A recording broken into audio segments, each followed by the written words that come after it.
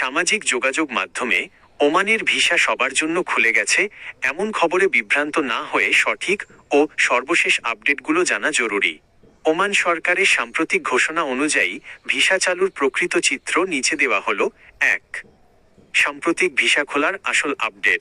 কৃষি শ্রমিক ভিসা।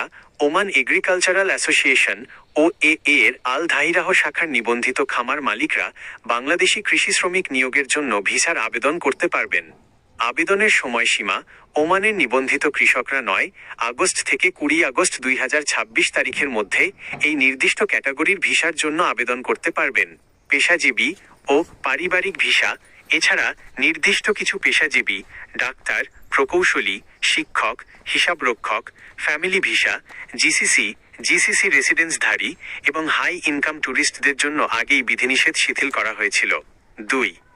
আপনার জন্য জরুরি সতর্কতা। 1.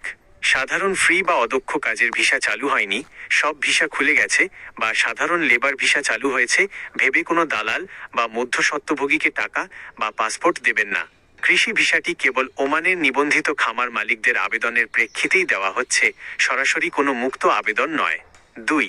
প্রতারণা থেকে সাবধান। ওমানে ভিসা নিয়ে বর্তমানে কঠোর নিয়ম কানুন রয়েছে। ভুয়া ভিসা বা ভুয়া অ্যাপয়েন্টমেন্টের মাধ্যমে অনেকেই প্রতারিত হচ্ছেন। 3. ভিসা যাচাইকরণ। যে কোনো ভিসার অফার পেলে তা ওমানের রয়্যাল ওমান পুলিশ বা অফিসিয়াল ভিসা পোর্টালে অথবা অনুমোদিত BMET নিবন্ধিত এজেন্সির মাধ্যমে যাচাই করে নিন।